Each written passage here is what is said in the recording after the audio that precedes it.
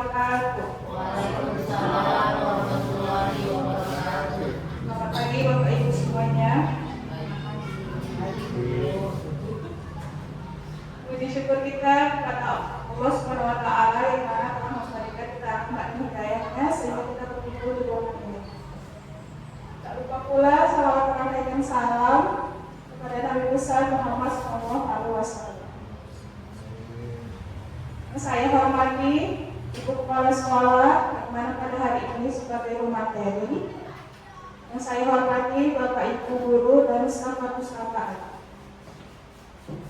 Baiklah, adapun susunan acara pada hari ini, yang pertama pembukaan oleh saya sendiri, yang kedua doa yang akan dibawakan oleh Bapak Khairul Sani SPDI, yang ketiga pemaparan materi sekaligus tanya jawab yang akan dibawakan oleh Ibu Kepala Sekolah yaitu Ibu Menhub Hidayah SPD.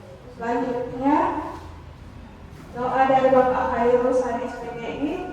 Kalau Pak Khairul kami persilahkan dengan siapa? Assalamualaikum warahmatullahi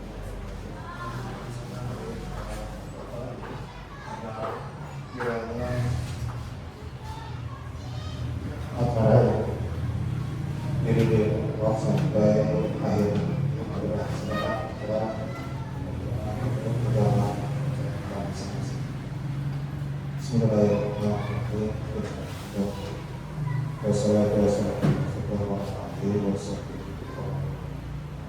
Bismillahirrahmanirrahim. Alhamdulillahirabbil alamin. Hamdan ma'amin, hamdan ma'amin wa yuqabi zidan ya rabbana lakal hamdu wa yuqabi zidan wa akhir subhanallah wa sallallahu wa ala ya Allah ya Tuhan kami yang berhadir dalam ruang berharap ridho agar apa yang kami laksanakan pada hari kiranya atas ridho dari Allah. Ya Allah ya Tuhan kami, ampunkanlah dosa-dosa kami, dosa-dosa perburukan, dosa perbuatan baik itu yang masih bersama kami atau tidak lagi bersama kami. Ya Allah ya Tuhan kami, mudahkan segala urusan kami pada hari ini. Rabbana la tuzigh qulubana ba'da idh hadaytana wa hab lana min ladunka rahmatan innaka antal wahhab. Rabbana atina fid dunya hasanah wa fil akhirati hasanah wa qina adzabannar walhamdulillahi rabbil alamin.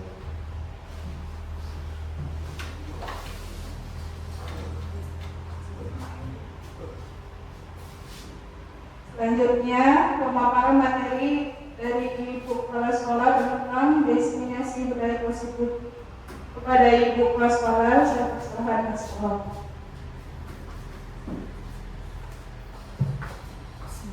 Assalamualaikum warahmatullahi wabarakatuh. Salam sejahtera dan bahagia untuk kita semuanya. Puji syukur kita panjatkan kehadirat Allah Subhanahu wa taala atas berkat rahmat dan karunia yang kita dapat mengikuti kegiatan komunitas belajar kita di SPDI 026 469. Salawat serta salam tak lupa kita berikan kepada Nabi besar Muhammad SAW. Semoga kita mendapat syafaatnya di yaumil akhir kelak. Amin ya rabbal alamin. Sebelumnya saya ucapkan terima kasih kepada Bapak, Ibu guru, staf, semua yang berkenan hadir di kegiatan diseminasi budaya positif. Ini sebenarnya materinya sudah lama ini saya sampaikan, berhubung ada tugas yang harus saya lakukan, jadi sekalian sambil menyelam minum air di komunitas belajar kita. Sebelum ini kita ice breaking dulu Bapak Ibu. Sambil duduk bisa, sambil berdiri bisa.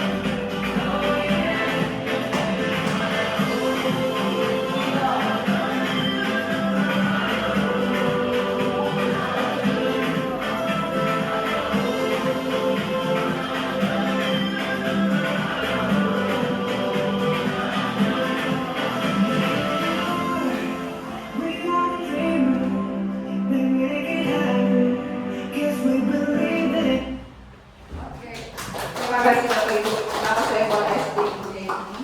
Kita sebagai seorang pemimpi di sini Bapak Ibu, memimpikan anak didik yang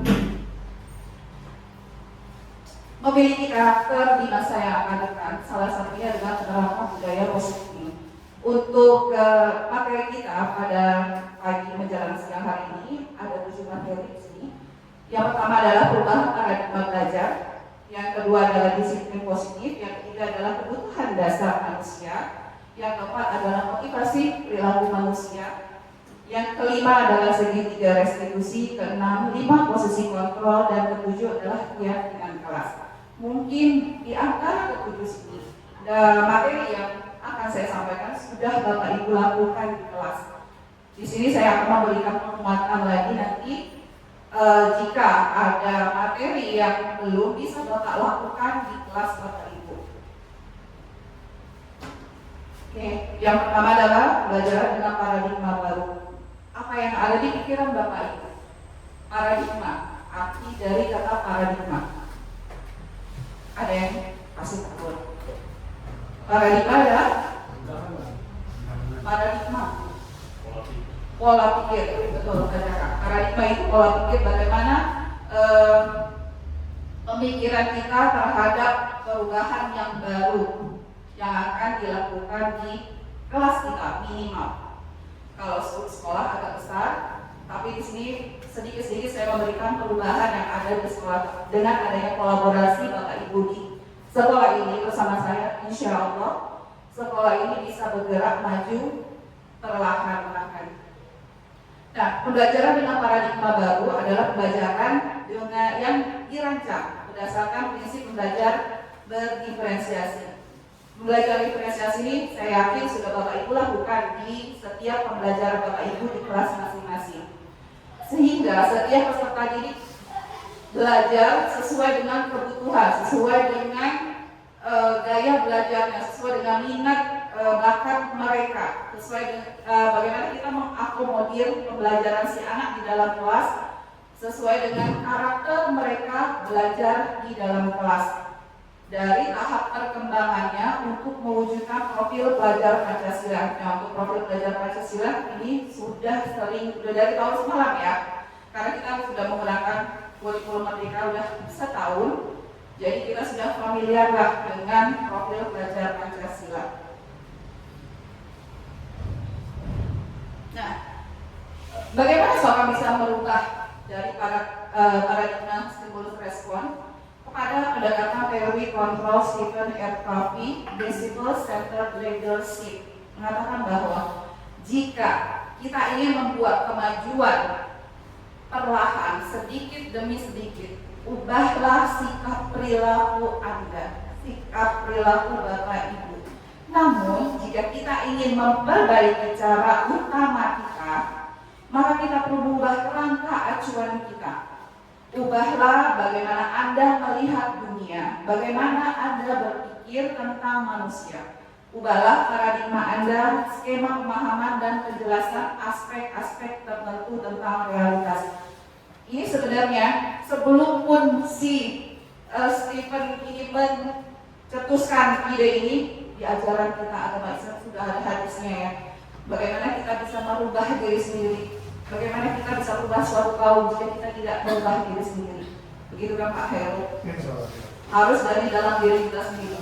Bagaimana kita menginginkan anak kita yang berubah karakternya kalau kita tidak memberikan karakter yang baik. Sementara kita, ayo bersihkan. Sementara kita tidak membersihkan, kita tidak peduli pada lingkungan kita. Kita suruh anak hadir tepat waktu. Bagaimana kalau misalnya si anak tadi datang terlambat? Kenapa? Karena kita memberikan contoh yang tidak baik. Lah, Bapak aja sendiri datangnya terlambat, masa saya harus datang tepat waktu? Nah, cerminkan diri kita, berikan contoh yang terbaik kepada anak kita. Anak adalah peniru paling ulung orang tuanya. Orang tua anak itu ada di sekolah dan di rumah. Jadi kita sebagai orang tua di sekolah, usahakan berikanlah panutan contoh yang terbaik untuk anak didik kita. Kenapa? Karena ini akan mereka bawa terus. Yang namanya anak itu akan diingat dalam diri mereka. Dan efeknya mereka bisa memberikan dengan statement yang agak mengejutkan.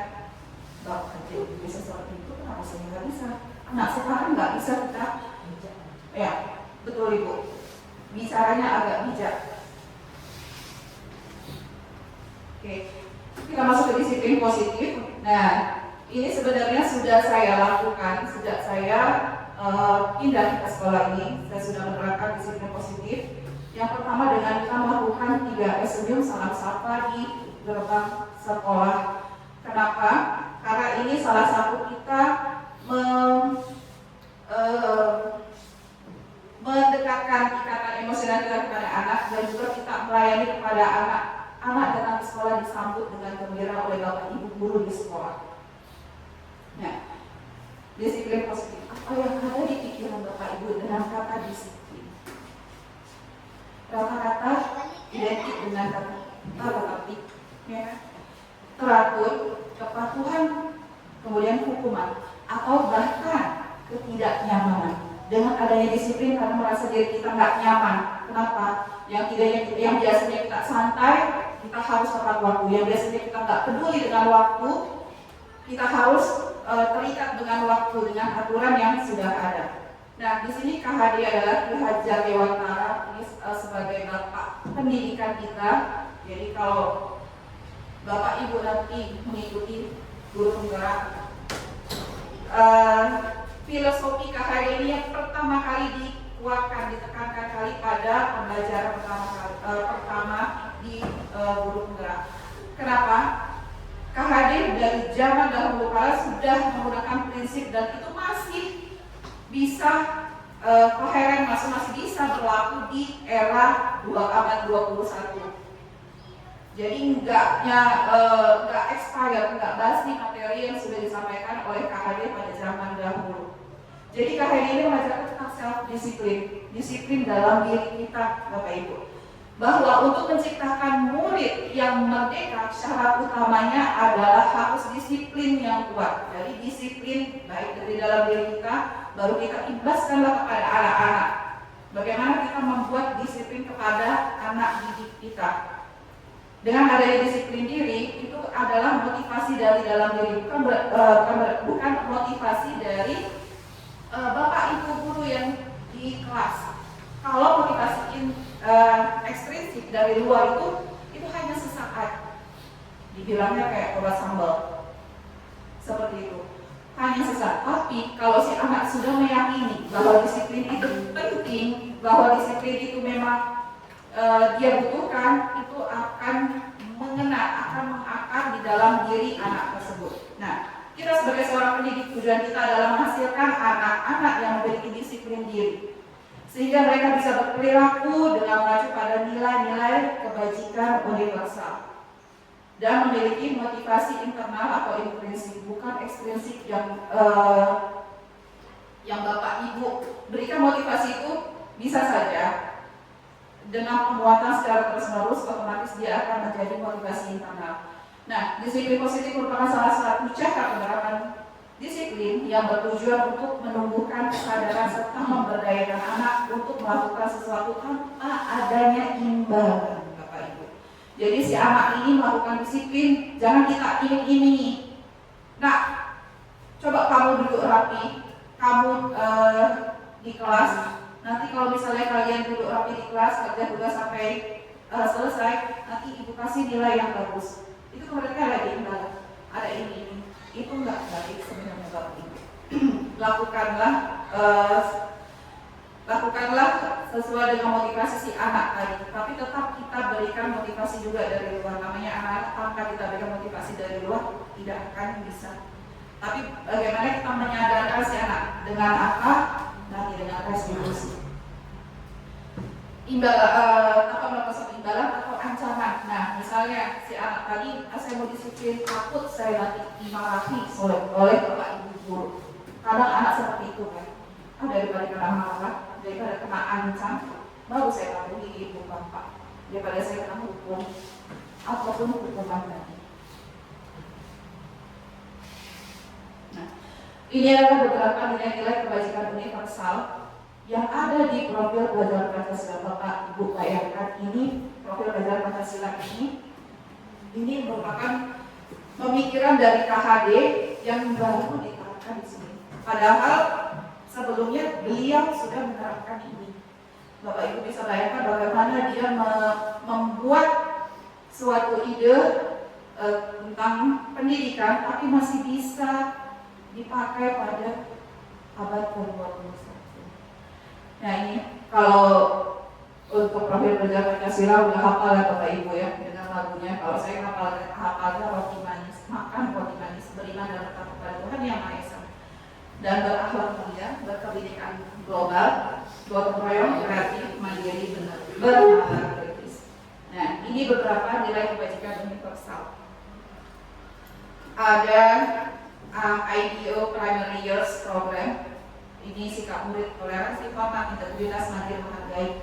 Beberapa nilai kebajikan universal ini budaya akabu nanti akan kita gunakan. Nah ini juga nilai kebajikan universal 9 pilar karakter Indonesian Heritage Foundation. Ini juga ada the 7 essential virtues building moral intelligence dari Michelle Borba. Ini juga, oke. Kita langsung materi ketiga, kebutuhan dasar manusia. Jadi kita sebagai seorang manusia, seorang makhluk hidup, ada kebutuhan dasar yang harus dipenuhi. Jika tidak terpenuhi, apa yang akan terjadi? Inilah yang suka terjadi pada anak didik kita ketika ada kebutuhan dasarnya tidak terpenuhi, baik di rumah ataupun di sekolah. Nah, ada 5 kebutuhan dasar dari manusia. Yang pertama adalah kebutuhan untuk bertahan hidup. Nah, adalah survival. Kebutuhan bertahan hidup atau survival adalah kebutuhan bersifat fisiologis untuk bertahan hidup. Misalnya kesehatan kita. Tanpa ada kesehatan kita nggak akan bisa beraktivitas. Kalau kita tidak sehat, menurun, sudah tahu lah kesana arahnya. Nah, kebutuhan yang kedua adalah rumah, sandang, pangan, pakan, makanan, kebutuhan biologis sebagai bagian proses reproduksi pada makhluk hidup. Kebutuhan yang kedua adalah kebutuhan sayang atau kasih sayang, rasa diterima di suatu kelompok, di suatu lingkungan. Nah, kebutuhan untuk disayangi dan diterima meliputi kebutuhan akan hubungan dan koneksi sosial. Berarti di sini ada interaksi kita sebagai makhluk hidup sosial, pasti akan ada interaksi baik di masyarakat, di lingkungan rumah ataupun di lingkungan kita bekerja. Kebutuhan untuk memberi dan menerima kasih sayang, dan kebutuhan untuk merasa menjadi bagian dari suatu kelompok. Kebutuhan ini juga meliputi keinginan untuk tetap terhubung dengan orang lain seperti teman, keluarga, pasangan hidup, teman kerja, binatang peliharaan, dan kelompok di mana kita tergabung. Jadi di sini tidak hanya dengan kita sama manusia, tapi dengan ciptaan Allah juga kita harus memberikan kebutuhan kasih sayang. Yang ketiga adalah kebutuhan penguasaan atau kemampuan diri dari seseorang. Biasanya kita untuk menunjukkan kalau kita ini memiliki sesuatu, kita akan menunjukkan potensi kita. Kita akan menunjukkan kemampuan kita kepada orang yang ada di sekitar kita, entah di keluarga, entah di lingkungan kerja ataupun di masyarakat. Nah, kebutuhan ini berhubungan dengan kekuatan untuk mencapai sesuatu, menjadi kompeten, memiliki keterampilan, diakui atas prestasi yang kita miliki, dan keterampilan kita, kompetensi kita. Dengan adanya kompetensi kita, kemampuan kita itu pasti akan diakui oleh orang luar. Kemudian juga didengarkan oleh orang yang berada di sekitar kita dan memiliki rasa harga diri. Kebutuhan ini meliputi keinginan untuk dianggap berharga, bisa membuat perbedaan, bisa membuat pencapaian, kompeten, diakui, dihormati. Ini meliputi self-esteem dan keinginan untuk meninggalkan pengaruh kepercayaan diri kita. Yang keempat adalah kebutuhan kebebasan. Kita sebagai makhluk hidup pasti ingin bebas. Semua, begitupun juga anak didik kita. Kita atur sedikit kadang anak-anak ini rasa mau bebas. Sama kita pun dewasa pun seperti itu. Ingin juga kebebasan. Ada dibilang kalau misalnya me time-nya kita terbebas dari kegiatan aktivitas kita sehari-hari agar kita tidak bosan. Ya. Kebutuhan untuk bebas adalah kebutuhan akan kemandirian otonomi. Otonomi berarti kan hak veto kita, hak prerogatif kita, bagaimana kita merasa bebas tanpa adanya gangguan dari manapun. Memiliki pilihan dan mampu mengendalikan arah hidup seseorang. Anak-anak dengan kebutuhan kebebasan yang tinggi menginginkan pilihan mereka perlu banyak bergerak. Tentu saja kalau anak-anak ini namanya anak-anak SD itu anak yang banyak bergerak, suka mencoba. Nah, kadang anak-anak ini suka bisa mencoba ini itu, tapi mereka tidak memikirkan bagaimana efeknya kita lah sebagai orang dewasa, sebagai bapak ibu guru yang mengingatkan si anak didik kita tadi. Kemudian tidak terlalu terpengaruh orang lain dan senang mencoba hal baru dan menarik. Sama semua, baik anak-anak ataupun orang dewasa suka mencari hal-hal yang baru, hal-hal yang belum pernah dilakukan, belum pernah dipikirkan, melakukan sesuatu yang lain dan yang lain. Yang terakhir adalah kebutuhan kesenangan. Siapapun itu, baik anak-anak, baik kita pun akan membutuhkan kesenangan. Gak mau kita hidup merasa sedih, merasa tertekan. Semua pasti menginginkan hidup yang senang, damai, dan kebahagiaan. Kebutuhan kesenangan adalah kebutuhan untuk mencapai kesenangan, bermain, tertawa. Bayangkan hidup jika tanpa ada kenikmatan sedikit pun, itu pasti tidak akan enak. Anak-anak dengan kebutuhan dasar kesenangan yang tinggi biasanya ingin menikmati apa yang akan mereka lakukan. Mereka juga bisa berkonsentrasi tinggi saat mengerjakan hal yang disenangi. Inilah makanya kita memberikan pembelajaran diferensiasi. Jadi memberikan pembelajaran sesuai dengan karakter gaya belajar anak didik kita. Jadi ketika si anak misalnya audio, kita berikan video, otomatis anak itu akan merasa senang dengan pembelajaran yang kita berikan. Kenapa? Karena itu sesuai dengan keinginan dia. Materi yang akan kita sampaikan pasti akan mudah anak tersebut menyerap dibandingkan dengan anak yang kinestetik. Anak kinestetik kita kasihkan audio, tidak akan dapat Bapak Ibu.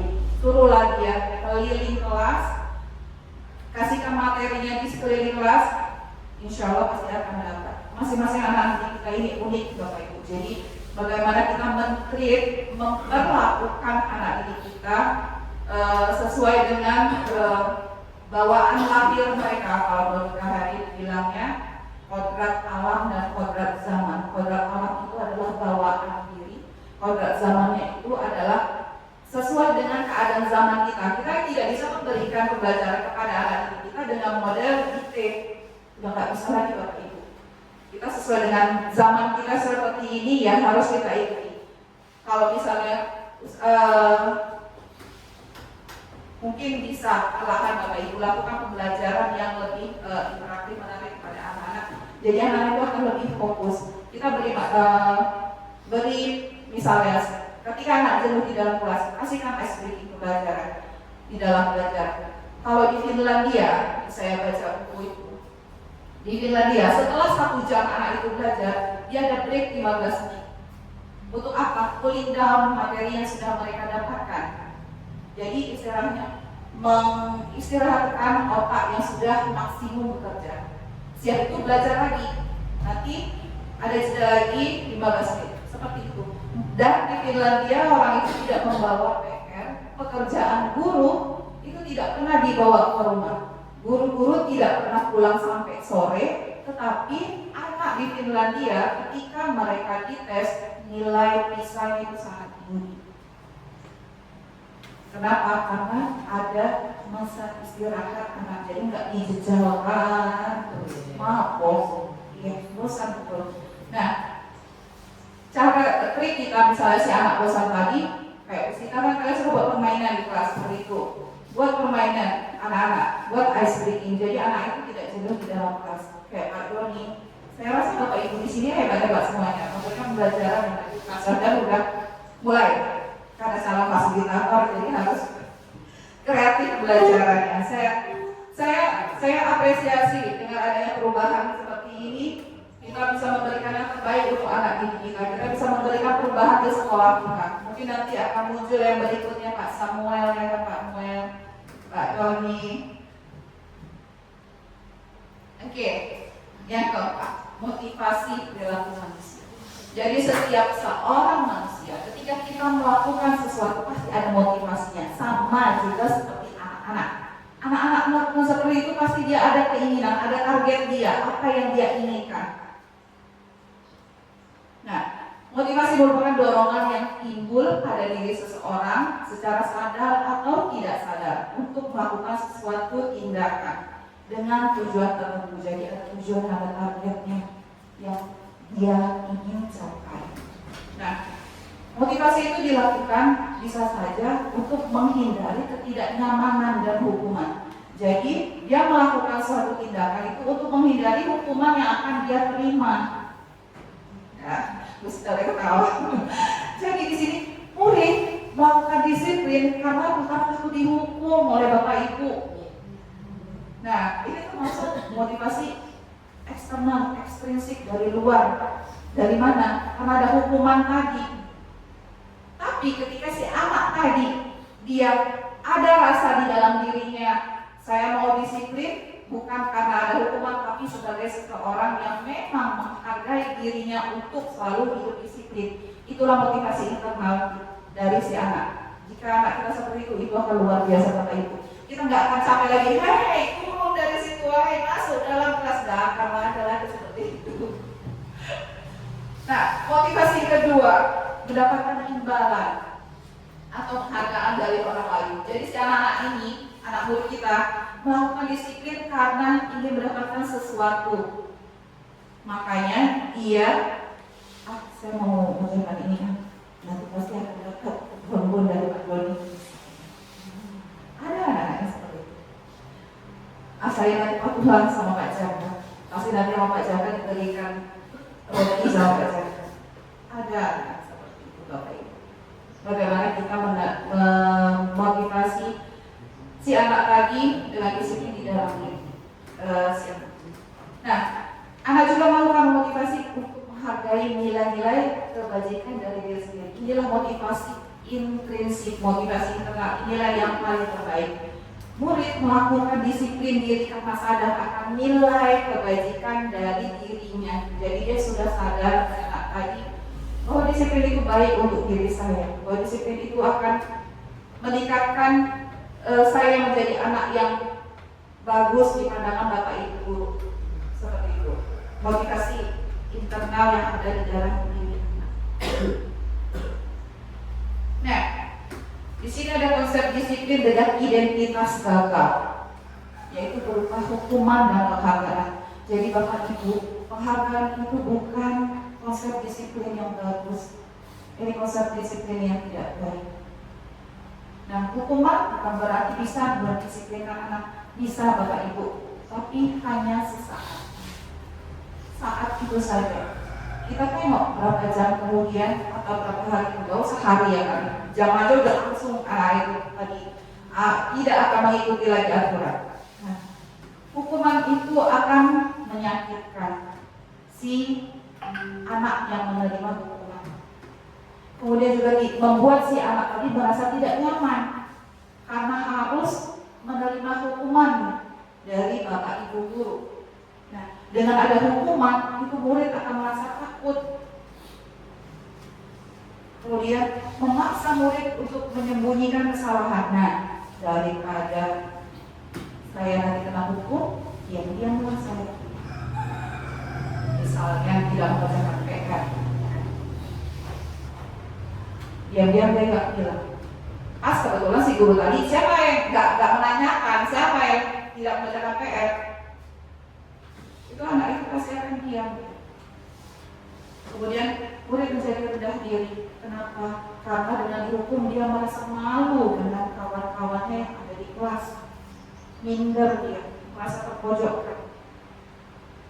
Jadi hukuman itu sebenarnya tidak baik. Nah, penghargaan ini tidak efektif. Yang kedua, merusak hubungan. Kenapa? Ketika kita memberikan penghargaan, makanya saya bilang kepada Bapak Ibu, gak usah memberikan ranking di luar rapor. Inilah efeknya. Karena salah satu penghargaan efeknya memberikan kiri kepada anak yang lain. Tapi Bu, sebenarnya itu kan untuk memotivasi si anak yang berprestasi. Iya Bapak Ibu. Tapi ada di sisi negatifnya pada anak didik yang tidak mendapatkan peringkat 10 besar. Itu akan merasa minder anak itu. Iri dia. Enak kali dia dapat hadiah, dapat piagam dari sekolah, dari Bapak Ibu guru. Kasihan pada anak. Jika Bapak Ibu ingin memberikan penghargaan, berikan apresiasi kepada seluruh anak didik kita. Tidak harus berupa materi Bapak Ibu. Bisa Bapak Ibu berikan berupa ucapan kata-kata motivasi kepada anak didik kita. Misalnya ada Bapak Ibu membuat quotes dalam kertas ketika pembagian rapot, Bapak Ibu bisa memberikan ucapan itu kepada masing-masing anak. Berikan ucapan sesuai dengan karakter si anak tadi. Anak tadi kan ketika membacanya, oh ternyata bapak saya ini, oh ibu saya ini menilai saya seperti ini. Kemudian penghargaan ternyata mematikan kreativitas. Jadi anak-anak yang dia misalnya memiliki kreativitas, kita berikan apresiasi, kita beri penghargaan, saat itu saja dia kreatifnya. Tapi ketika anak yang tidak kita berikan penghargaan, dia akan memiliki kreativitas yang lebih tinggi, yang bisa kita, yang tidak bisa kita prediksi. Bahkan dia bisa memberikan hal yang di luar dugaan. Kemudian penghargaan bisa menghukum dengan sistem ranking. Ini yang sudah saya jelaskan dari awal pertama kali. Jangan berikan ranking di dalam rapot Bapak Ibu. Kasihan kepada anak didik kita yang merasa kurang. Kemudian juga penghargaan bisa merampas hak dan menghargai dirinya. Kenapa kok bisa merampas hak menghargai dirinya? Karena penghargaan itu sebatas apa yang dihargai. Misalnya kita memberikan berupa barang, terus harga barang itu sebenarnya ide dia yang sudah dia buat itu luar biasa, tak ternilai harganya daripada benda yang kita berikan sebagai penghargaan kepada si anak tersebut. Ini maksudnya. Nah, inilah dua konsep disiplin dengan identitas sukses, dengan memberikan konsekuensi dan restitusi. Mungkin restitusi sudah Bapak Ibu dengar sebelumnya, hanya saja pelaksanaannya belum, sebenarnya belum pernah Bapak Ibu lakukan, tapi istilah ini baru Bapak Ibu dengar. Sebenarnya sering Bapak Ibu lakukan restitusi kepada anak didik kita yang membuat masalah di kelas, tidak hanya di kelas, di sekolah pun sudah Bapak Ibu lakukan. Nah, yang pertama yang konsekuensi. Konsekuensi di sini penguatan, tapi penguatannya jangka pendek. Setidaknya kita bisa memberikan penguatan kepada anak yang salah tersebut.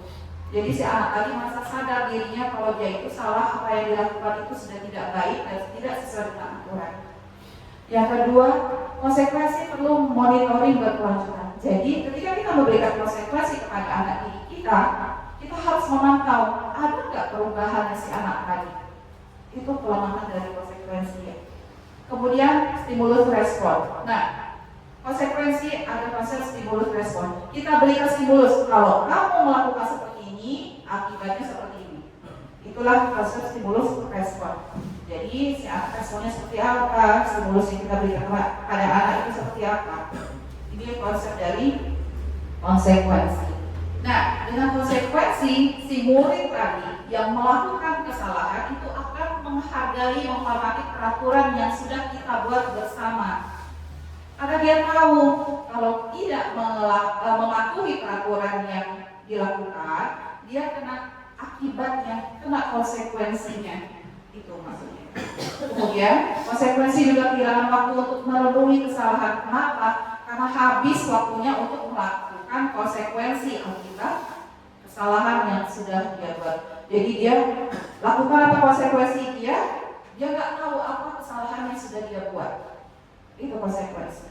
Nah, yang paling baik adalah dengan restitusi Bapak Ibu. Jika anak didik kita melakukan kesalahan di sekolah, misalnya tidak mengerjakan PR atau tidak menggunakan, misalnya datang terlambat, itu bisa kita melakukan dengan restitusi. Dengan restitusi di sini, murid itu akan bertanggung jawab terhadap perilakunya.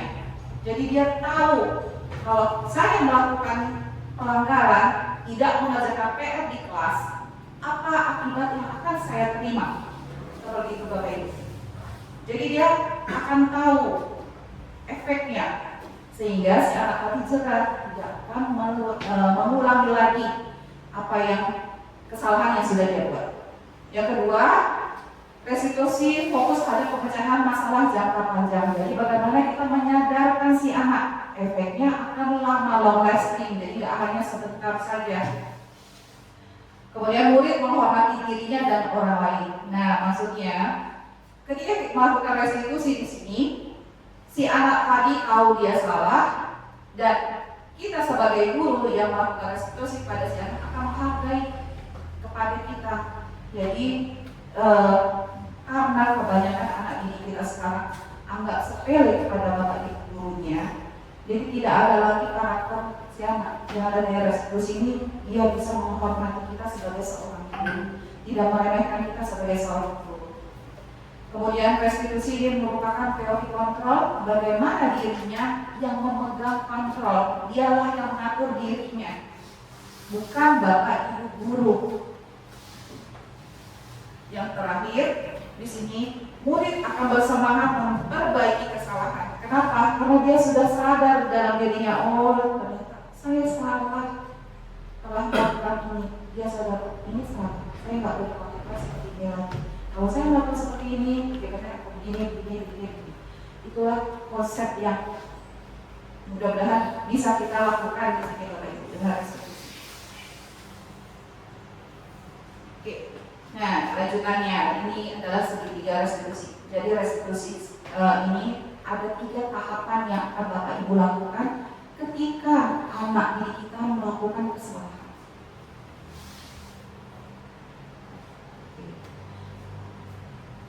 Restitusi merupakan cara untuk menanamkan disiplin positif pada diri anak didik kita. Restitusi adalah proses menciptakan kondisi bagi anak didik kita untuk memperbaiki kesalahan mereka, sehingga mereka bisa kembali pada kelompok mereka, pada lingkungannya, pada kawan-kawannya dengan karakter yang lebih kuat. Jadi di sini, ketika kita misalnya panggil anak didik kita lakukan restitusi, otomatis anak lagi akan merasa takut, otomatis akan merasa malu dia sama anak-anak kawan-kawannya di kelas. Ada anak yang seperti itu Bapak Ibu.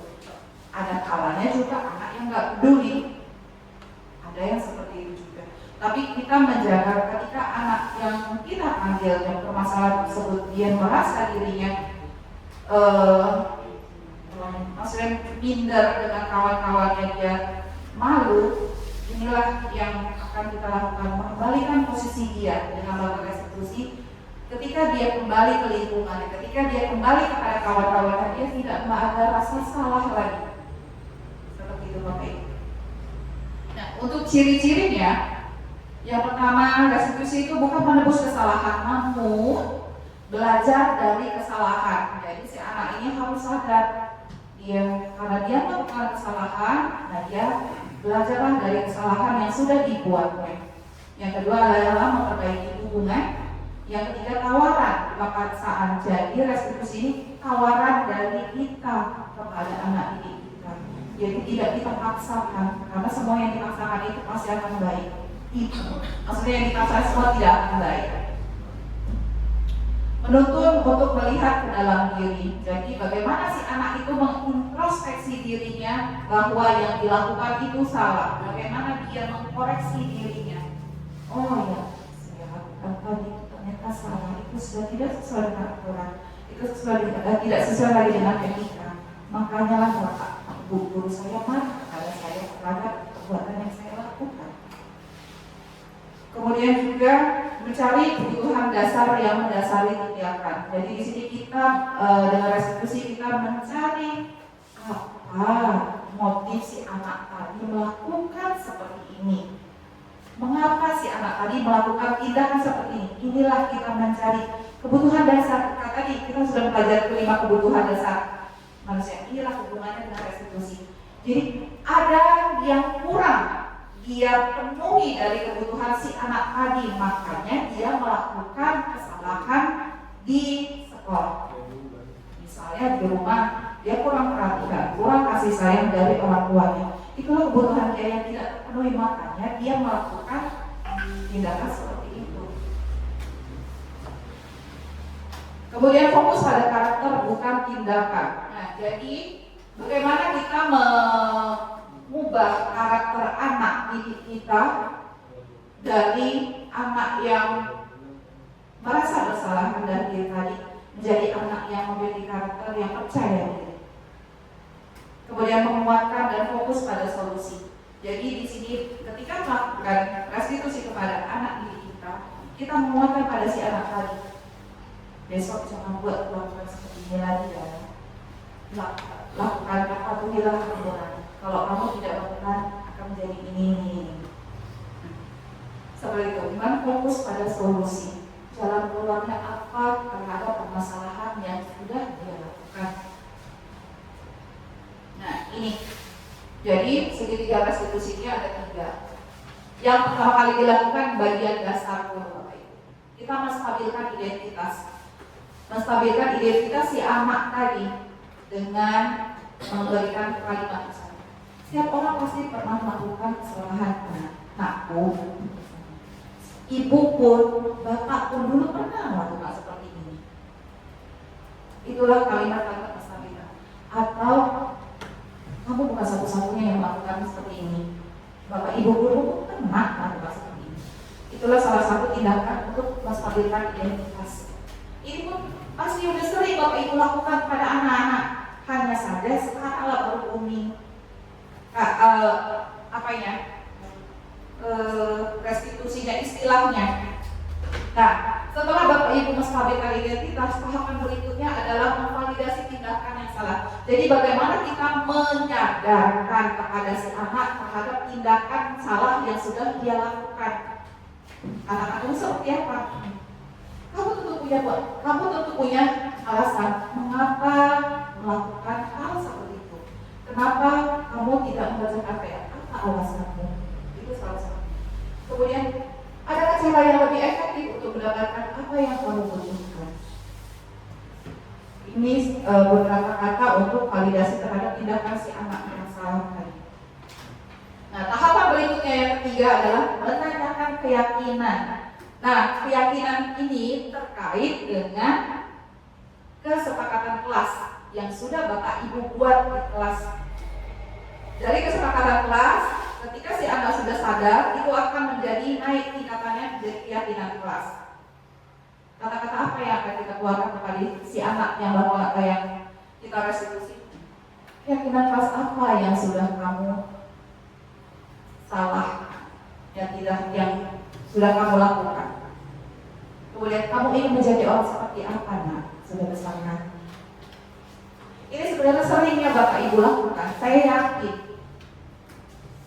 Tapi kadang tahapannya tidak sesuai dengan tahapan ini. Nah, sekarang sudah tahu ketika bapak ibu nanti jumpa masalah di kelas bersama peserta didik, lakukan tahapan. Pertama adalah kita menstabilkan si identitas anak tadi. Nah, bapak pun dulu juga seperti kamu tidak mengajarkan mereka. Tapi setelah bapak ibu melakukan seperti itu, ke tahap berikutnya kita bagaimana memvalidasi tindakan si anak yang salah. Kita harus tahu lah hal apa yang sudah dia lakukan yang sama. Terakhir, kita balik lagi terhadap keyakinan yang sudah dibuat di kelas. Kesepakatan kelas yang dibuatkan, kalian tidak boleh. Kamu sudah melanggarnya. Ini pasti sudah Bapak Ibu lakukan. Kalau dulu nggak ada kesepakatan kelas, kesepakatan belajar, ya kan Bapak Ibu, sebelum ada kesepakatan kelas biasanya seperti itu. Kalau saya dulu kontrak belajar biasanya saya buat kepada anak-anak. Nah ini dia. Ini bagian dasar dari segitiga restitusi. Yang pertama, stabilize the identity. Bagian dasar dari segitiga bekerja untuk mengubah identitas anak dari yang gagal, anak yang salah karena melakukan kesalahan, menjadi anak yang sukses. Biasanya kalimatnya seperti ini Bapak Ibu. Buat salah itu tidak apa-apa nak. Namanya manusia, kita manusiawi. Tidak ada manusia yang sempurna. Saya juga pernah melakukan kesalahan seperti itu dulu waktu sekolah. Bapak Ibu pun dulu juga pernah buat salah. Bapak Ibu tidak tertarik mencari siapa yang salah, tapi Bapak Ibu ingin mencari solusi terhadap permasalahan yang kamu buat saat ini. Kamu berhak melakukan seperti itu. Tapi ini, apakah kamu senang menjadi teman yang baik buat dirimu sendiri? Ini salah satu beberapa pertanyaan yang bisa Bapak Ibu gunakan untuk tahapan pertama segitiga restitusi. Yang berikutnya, nah, untuk validasi tindakan salah, biasanya guru, Bapak Ibu guru akan menyuruh anak untuk menghentikan sikap yang tidak baik tadi. Tapi teori kontrol menyatakan bahwa resep itu tidak manjur, tidak ada gunanya. Mungkin tindakan guru dengan validasi sikap yang tidak baik seperti bertentangan dengan aturan yang ada, namun sebetulnya tujuannya untuk menunjukkan bahwa guru memahami alasan dibalik tindakan seorang murid. Biasanya kalimat untuk validasi tindakan yang salah, padahal kamu bisa melakukan yang lebih buruk dari ini. Tapi ibu tidak mau. Ini salah satu kata yang besar. Kamu pasti punya alasan mengapa kamu melakukan seperti ini. Kamu patut bangga pada dirimu sendiri karena kamu telah melindungi sesuatu yang penting buat. Kamu boleh mempertahankan sikap ini, tapi kamu harus menambahkan sikap yang baru. Jadi dia sudah melakukan salah, tapi kamu harus melakukan sesuatu yang lebih baik lagi dari itu. Terakhir, salah saya buat poin ketiga, menanyakan keyakinan, seek the belief. Ketika identitas sukses telah tercapai oleh si anak, langkah tersebut dan tingkah laku yang salah telah divalidasi, ini langkah yang kedua, maka anak akan siap kita tumbuhkan dengan nilai-nilai yang sudah dia percayai dan berpindah menjadi orang yang dia inginkan. Dari anak yang salah, kita kembalikan dia ke anak yang bahagia, yang tidak ada lagi rasa bersalah. Biasanya pertanyaan yang akan diutarakan, apa yang kita percaya sebagai kelas atau keluarga? Apa nilai-nilai umum yang kita telah sepakati di kelas? Apa bayangan kita tentang kelas yang ideal? Kamu mau menjadi orang yang seperti apa? Nah, ini restitusi nilai saya buat video kemarin. Ini contoh. Ini tugas saya.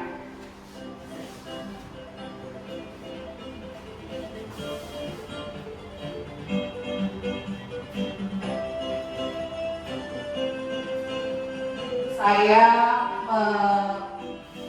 men-treat 2 siswa.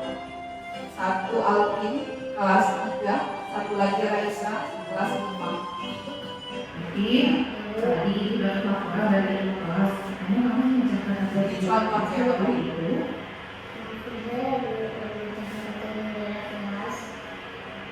Kenapa ada jendela yang bisa pecah?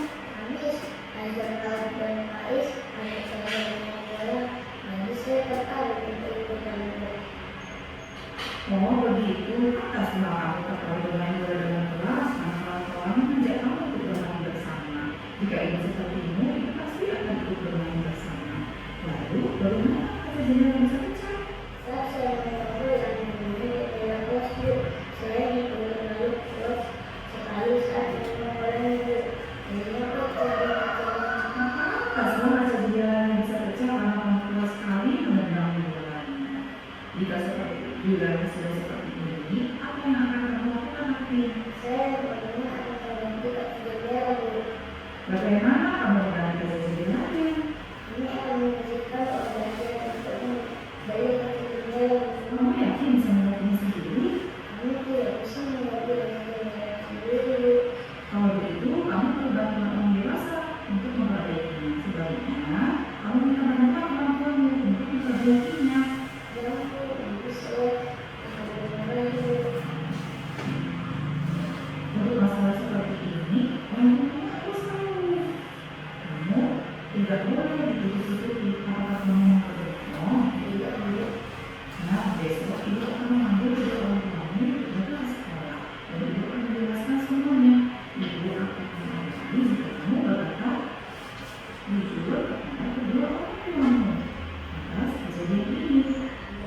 Mari kita pikirkan bersama, apakah yang kamu bermain di dalam kelas dengan dua kaca jendela pecah itu sesuai dengan pikiran kelas kita? Tidak Bu. Nah, menurut kamu, kira-kira kelas apa yang sedang melanggar? Menjaga kepada kelas dan berkata jujur Bu. Ya, betul sekali Alvin. Menurut Alvin, bermain bola di dalam kelas akan memecahkan kaca jendela dan berbohong kepada orang tua itu benar atau tidak? Tidak Bu. Jadi, bermain itu seperti apa Alvin? Bermain bagi yang kami dan berkata jujur kepada orang tua dan saudara. Nah, kamu sudah tahu bermain bola harus di lapangan, bukan di dalam kelas. Berbohong kepada orang tua itu juga tidak baik. Jadi, apa tindakan Alvin setelah ini? Saya berbagi akan bermain bola di lapangan ini lalu berkata jujur Bu.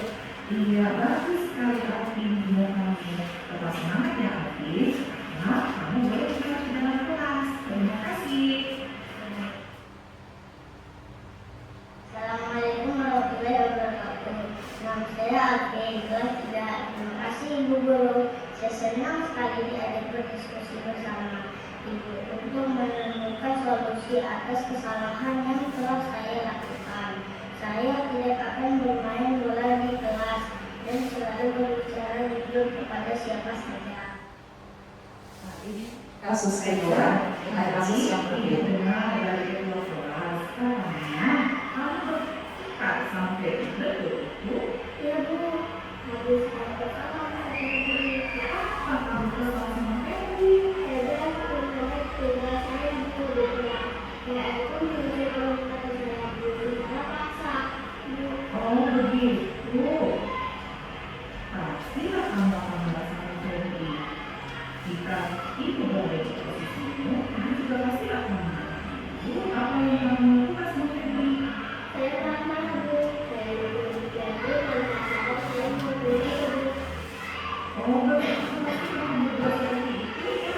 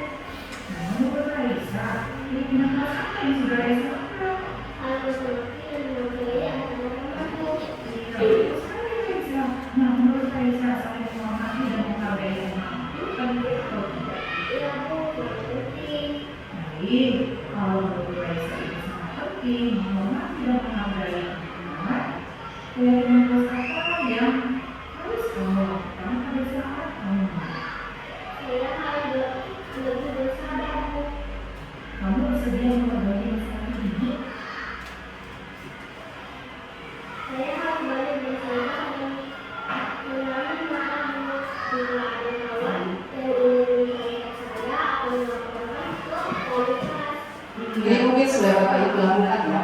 Ini contoh saja. Oke. Di sini ada beberapa perbedaan. Contoh kasus siswa yang sering tidak mengerjakan PR. Bagaimana jika kita memberikan hukuman kepada anak? Bagaimana kita melakukan konsekuensi, memberikan konsekuensi pada anak? Dan bagaimana kita melakukan restitusi? Nah, ketika kita memberikan hukuman kepada anak yang tidak mengerjakan PR, di sini guru menghukum siswa tersebut dengan biasanya membersihkan WC atau bersihkan sampah, pungut sampah keliling sekolah. Ini hukuman Bapak Ibu. Nah, akibatnya guru marah dan murid menjadi takut. Kita memberikan hukuman kepada anak yang tidak bersalah. Ketika kita melakukan konsekuensi pada anak, guru memberikan konsekuensi untuk mengerjakan PR-nya saat istirahat atau dikerjakan sebanyak 3 kali lipat. Misalnya, si Alvin tadi gak mengerjakan PR. Alvin, kalau kamu tidak mengerjakan PR, kamu lari keliling lapangan, misalnya PJOK 3 putaran, atau kamu kerjakan 3 kali lipatnya, salin lagi di buku PR-nya. Ada yang seperti itu. Itu konsekuensi karena si Alvin tadi tidak mengerjakan. Nah, di sini guru bersikap tegas dan siswa menghormati terhadap peraturan yang kita buat. Masih lebih positif dibandingkan hukuman. Kalau hukuman si anak tadi takut, dengan ada konsekuensi si anak tadi dia tahu apa yang dilakukan salah, dia harus menerima akibatnya. Nah, ketika Bapak melakukan restitusi di sini, kita tanyakan kepada si Alvin rekan kelasnya dan membantu siswa untuk menyelesaikan masalahnya. Kita menyadarkan si Alvin, kita contoh aja ya, kayak si Alvin. Kita tanyakan pada si Alvin, kenapa kamu tidak mengerjakan PR? Dengan langkah tadi, 3 langkah restitusi. Kemudian di sini guru terbuka dan siswa menghormati dirinya dan juga orang lain. Jadi tahu dia terhadap dirinya salah, dia menghormati dirinya, dan juga kita sebagai guru tidak merasa kita juga kayak menghukum pada si anak tadi yang melakukan kesalahan. Jadi bagaimana kita menyadarkan anak didik. Nah, ini beberapa perbedaan hukuman, konsekuensi, dan restitusi. Hukuman itu menyakitkan yang harus terjadi pada anak didik kita. Tidak nyaman, korban mendapatkan keadilan di korbannya. Kemudian anak merasa tersakiti, perilaku agresif makin meningkat, makin dia berulah lagi. Kemudian sistem itu tidak akan berjalan bila murid tidak takut. Jadi untuk anak-anak yang berani enggak takut, ya memang betul sikap. Berlaku pada sebuah institusi tidak berlanjut pada kehidupannya. Jadi dia hanya takut di sekolah saja. Ketika dia di luar, udah tak peduli lagi, tak ngaruh sama aturan itu. Kemudian peraturannya adalah ini, jadi kamu harus seperti ini. Itu hukum.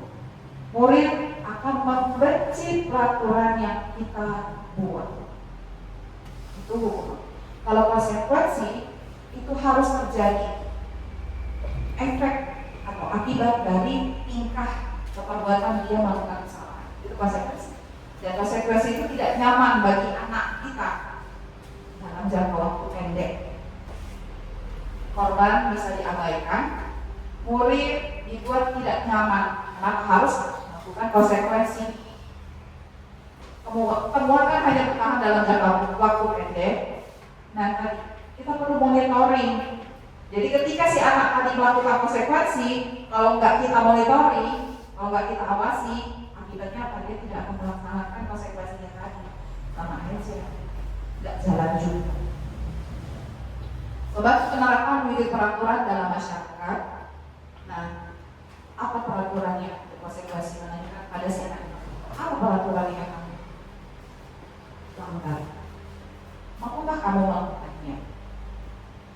Murid dengan adanya konsekuensi akan menghormati peraturan yang berlaku. Nah, restitusi seperti apa? Restitusi ini pilihan kepada si anak didik kita, bukan kita paksakan. Menguatkan anak murid dalam jangka waktu panjang. Kenapa? Kita menyadarkan si anak didik kita. Kalau dia sadar, otomatis dia akan bawa dalam diri dia. Dia tidak akan melakukan kesalahan. Bagaimana dia menyadarkan untuk restitusi. Korban akan mendapatkan ganti, murid akan mendapatkan penguatan yang diberikan oleh bapak ibu guru. Kemudian masalah bisa terselesaikan. Murid belajar bertanggung jawab atas perilaku yang sudah dibuatnya.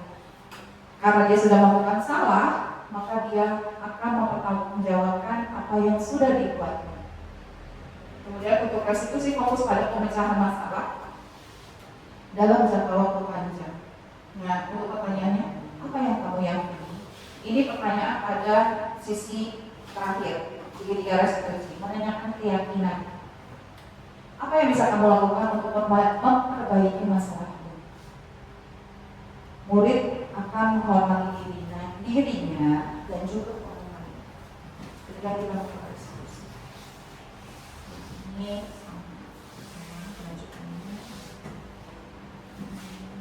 oke.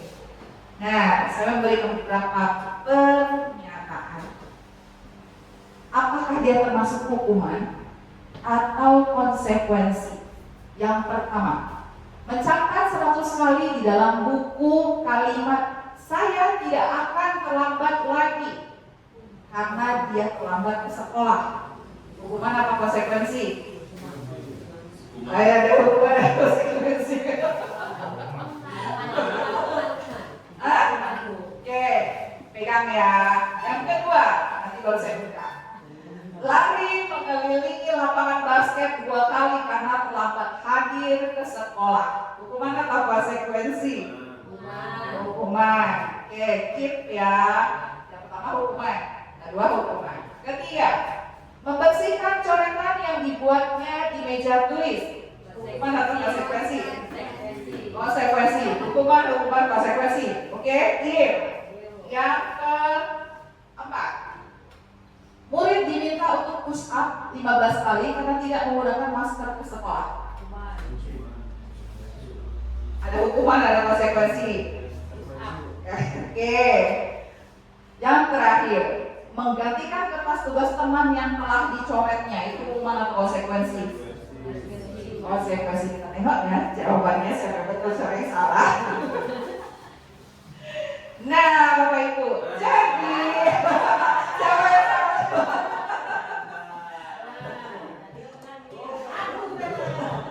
Siapa yang salah, siapa yang benar? Hukuman itu biasanya konotasinya akan negatif. Konotasinya akan negatif. Mencatat 100 kali di dalam buku itu konsekuensi karena apa? Karena si anak mungkin terlambat. Kalau hukuman itu nggak enak, itu aja indikatornya. Dia harus mengelilingi lapangan basket 2 kali. Membersihkan coretan konsekuensi. Untuk push up 15 kali hukuman. Menggantikan kertas itu konsekuensi. Udah paham ya Bapak Ibu? Ini ada lagi nih. Udah tahu ya? Oke. Pertanyaan berikutnya. Berjemur di lapangan basket jam 12 siang karena ngobrol dengan teman. Hukuman atau konsekuensi? Hukuman. Oke. Keep ya, hukuman. Yang kedua, murid diminta bertelanjang kaki sepanjang hari karena tidak menggunakan sepatu warna hitam sesuai peraturan sekolah. Ada konsekuensi, ada hukuman. Oke. Nanti kita tengok. Pertanyaan ketiga, berdiri di depan kelas sambil mengangkat kaki satu karena tidak bisa menjawab pertanyaan. Ada hukuman, ada konsekuensi. Keempat, bagus ya, enak. Kehilangan 10 menit jam istirahat untuk mengerjakan tugas karena terlambat datang dan tertinggal pelajaran selama 10 menit. Konsekuensi, oke. Terakhir, membersihkan tumpahan air di meja tulis karena tersenggol pada saat belajar. Konsekuensi. Kita tengok jawabannya. Harus benar semua. Harus benar semua ya. Siapa yang nilai 100?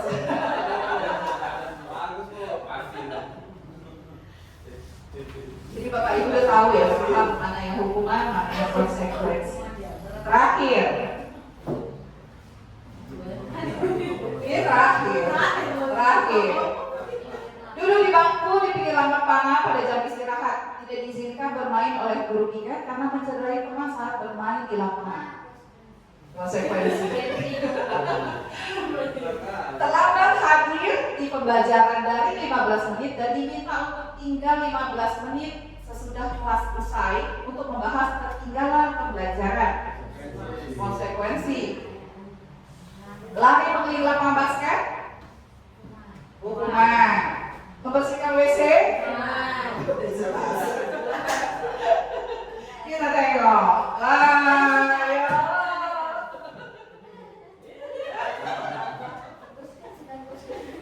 Ya, jadi paham ya Bapak Ibu. Oke. 5 posisi kontrol. Jadi kita Bapak Ibu, ketika si anak melakukan kesalahan, kita bisa melakukan 5 posisi kontrol kita sebagai seorang pendidik. Bagaimana kita menangani si anak tadi yang bermasalah? Yang pertama adalah kita sebagai seorang penghukum. Seorang penghukum bisa menggunakan hukuman fisik atau verbal. Jadi hukuman itu bisa dengan kata-kata, bisa juga dengan misalnya push up atau lari. Itu hukuman.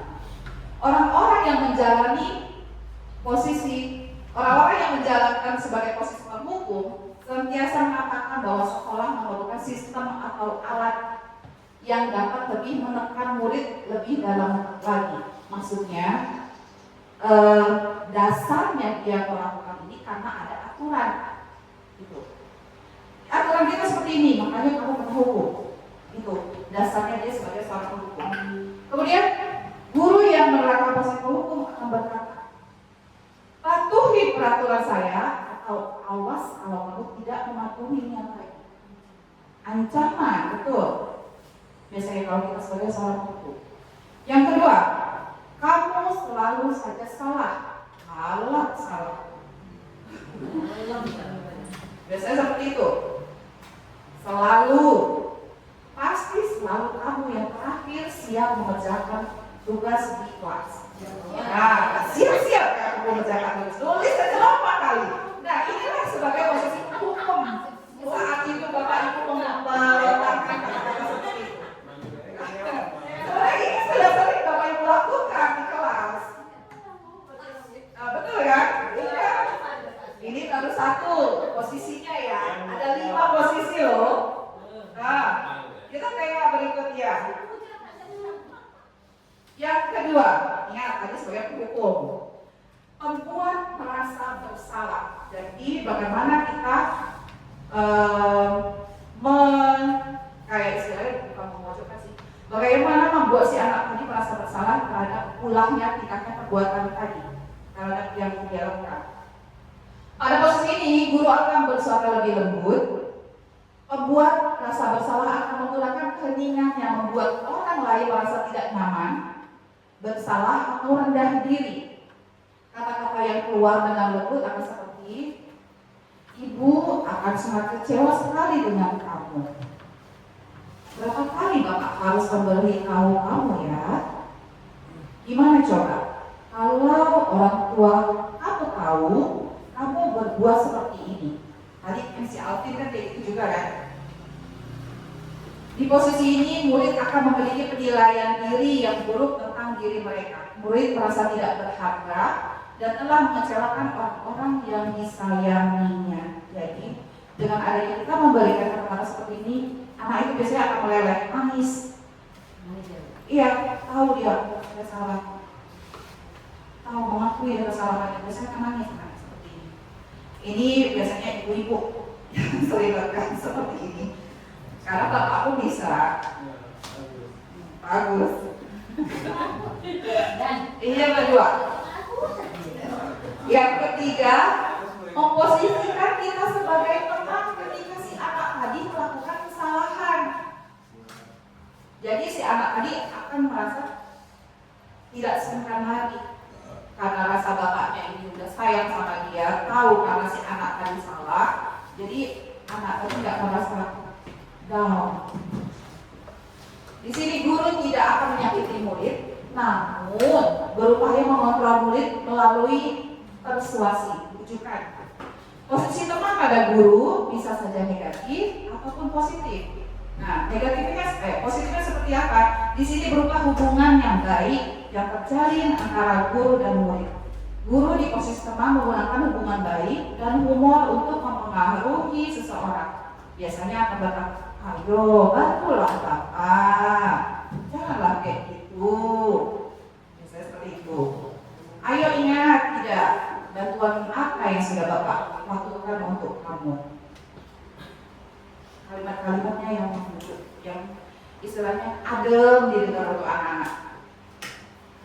Nah, hal negatif dari posisi teman di sini, suatu saat si guru tersebut tidak membantu si murid yang salah tadi, murid itu akan kecewa sama kita dan dia tidak akan mau berusaha lagi. Hal lain yang tidak akan timbul, murid hanya akan bertindak pada guru itu saja, pada guru yang lain diabaikannya. Jadi seakan-akan si murid tadi akan ketergantungan pada guru tersebut yang merasa dia seperti teman. Tuh. Yang keempat, sebagai pemantau. Posisi pemantau di sini berdasarkan peraturan dan konsekuensi. Jadi kita sudah mengetahui peraturan yang berlaku dan sudah mengetahui konsekuensi apa yang akan anak lakukan jika dia salah. Dengan menggunakan sanksi atau konsekuensi, kita dapat memisahkan hubungan pribadi kita sebagai seorang guru dengan murid. Sebagai seorang yang menjalankan posisi pemantau, biasanya akan memberikan pertanyaan, peraturannya apa ya Nak? Apa yang telah kamu lakukan?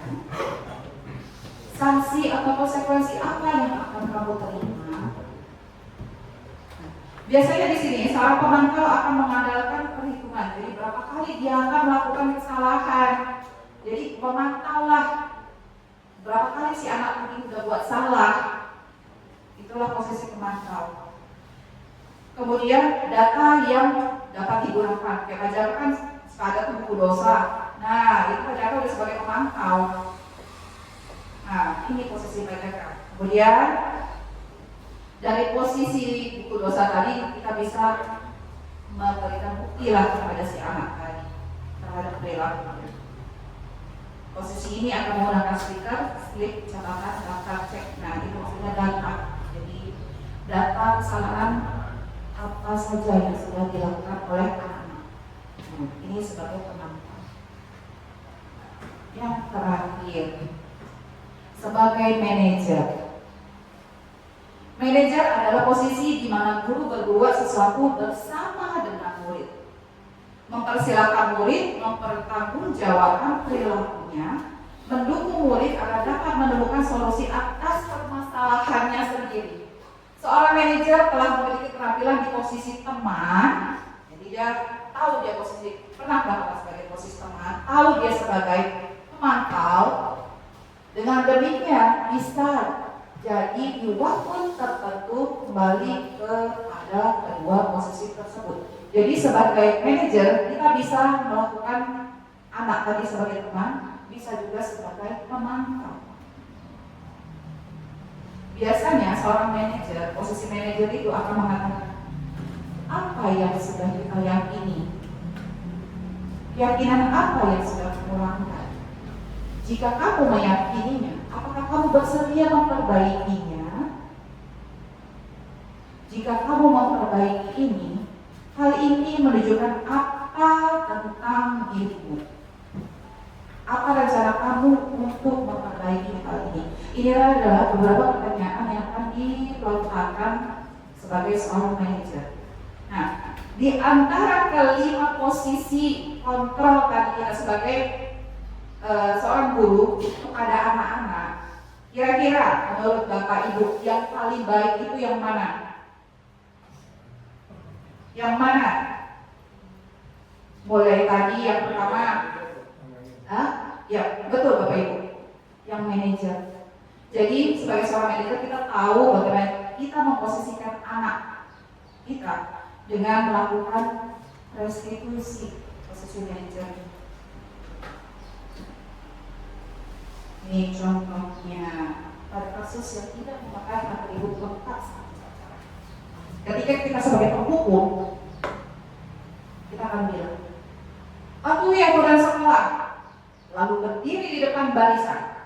Biasanya kayak gitu kan, kalau kita sebagai pembuat merasa bersalah, berapa kali ibu harus beritahu kamu, ibu kecewa sama kamu. Itu kita membuat si anak tadi bersalah terhadap perbuatan. Kalau kita sebagai teman, ayolah yang tertib, buat gurumu bangga kali ini. Tidak apa-apa kamu salah untuk hari ini. Itu memposisikan kita sebagai teman kepada anak ini. Ketika kita sebagai pemantau, kamu sudah melanggar aturan dan kamu tahu konsekuensinya. Itu kalau kita sebagai pemantau. Nah, ketika kita sebagai manajer, kita akan bilang, apakah kamu tahu kesalahan apa yang sudah kamu buat? Nah, kira-kira bagaimana kamu akan memperbaiki kesalahan yang sudah kamu lakukan? Jadi di sini pertanyaannya kita menanyakan kepada si anak tadi biar berintrospeksi kesalahan apa yang dilakukan. Kemudian kita mencari, kita mengeluarkan si anak tadi solusinya. Jadi solusi bukan dari kita, dari si anak. Dengan kalimat kira-kira bagaimana kamu perbaiki kesalahan ini. Jadi si anak tadi yang mengeluarkan solusinya.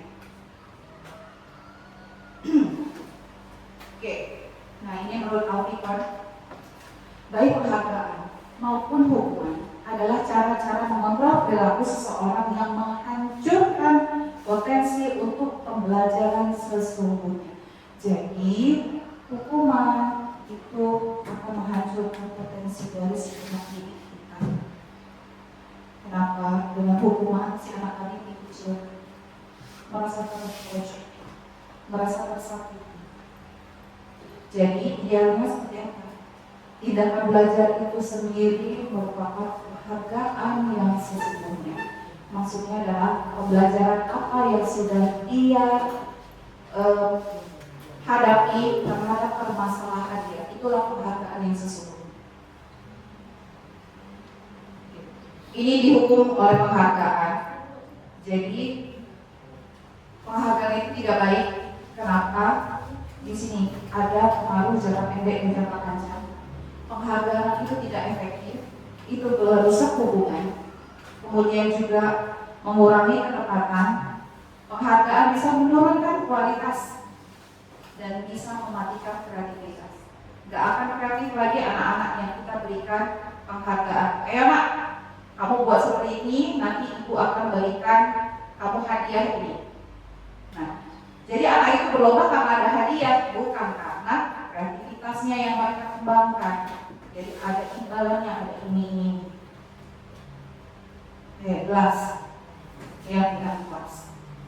Ini sudah, saya yakin Bapak Ibu sudah buat di dalam kelas. Keyakinan kelas ini berasal dari kesepakatan kelas yang sudah diyakini oleh anak didik kita. Dan keyakinan kelas ini dibuat berdasarkan kesepakatan bersama, bukan kesepakatan dari sepihak, bukan kesepakatan dari guru di kelas tersebut. Jadi ketika kita membuat kesepakatan kelas karena sepihak, kita yang minta, otomatis anak itu tidak akan melaksanakannya sepenuh hati, karena dia akan melaksanakan itu karena dia takut.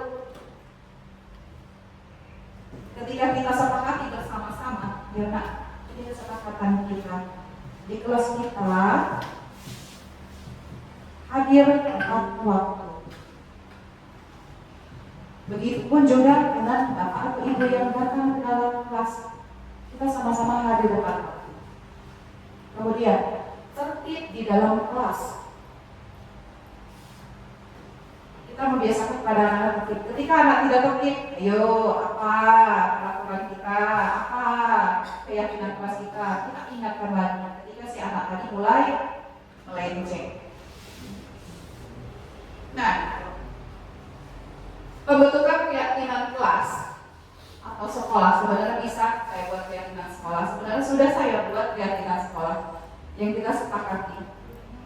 Keyakinan kelas bersifat lebih abstrak daripada peraturan yang lebih rinci dan konkret. Keyakinan berupa pernyataan universal berasal dari nilai-nilai kebajikan universal. Itu untuk keyakinan kelas. Hendaknya ia tidak boleh terlalu banyak sehingga memudahkan si anak didik untuk mengingat. Kalau untuk anak SD, saran saya antara 5 sampai 7, jangan banyak-banyak Bapak Ibu. Gak akan nyangkut di dalam otak anak itu, gak akan bisa dia pahami, gak akan bisa dia resapi. Keyakinan sebaiknya sesuatu dapat diterapkan di lingkungan tersebut, kelas itu. Semua warga kelas sebenarnya ikut kontribusi dalam pembuatan keyakinan kelas. Makanya kalau sepihak saja pasti akan si anak tadi mematuhi keyakinan kelas. Kemudian bersedia meninjau kembali keyakinan kelas dari waktu ke waktu. Seandainya banyak nih anak tadi yang tidak mematuhi keyakinan kelas yang sudah dibuat, kita revisi, ubah lagi keyakinan kelas tadi. Sepakati lagi bersama anak didik kita di dalam kelas. Nah, inilah kalimat yang saya beri highlight itu adalah nilai-nilai kebajikan universal, bertanggung jawab, saling menghormati, komitmen, keamanan, kesehatan, hormati orang lain, berempati, kesehatan, keamanan, keselamatan. Ini adalah kata-kata yang biasa digunakan dalam keyakinan kelas. Oke, untuk prosedurnya sini mempersilakan warga sekolah untuk bercurah pendapat, mencatat semua masukan dari murid. Susun keyakinan kelas dengan kalimat positif Bapak Ibu. Jangan dibuat misalnya, jangan berlari di dalam kelas, jangan mencoret-coret tembok, tapi gunakan kalimat yang positif. Tertib di dalam kelas. Duduk teratur sesuai dengan tinjau kembali data surat pendapat yang sudah dicatat. Selanjutnya ajak anak untuk menemukan nilai kebajikan atau keyakinan yang tujuh dari peraturan yang kita buat. Tinjau ulang keyakinan kelas secara bersama. Kemudian setelah keyakinan kelas dibuat, semua warga kelas meninjau ulang, menyetujui dan menandatanganinya. Namanya keyakinan kesepakatan bersama, kita menandatangani bersama anak. Di situ kan si anak jadinya merasa termotivasi untuk menjalankan keyakinan kelas yang sudah dibuat bersama-sama. Nah, biasanya sudah Bapak Ibu lakukan ini. Ketika saya melakukan observasi kelas, kesepakatan kelas sudah ditempelkan di dalam kelas Bapak Ibu masing-masing. Nah, ini kemarin saya di jam kelas yang Ayu untuk membuat kesepakatan kelas.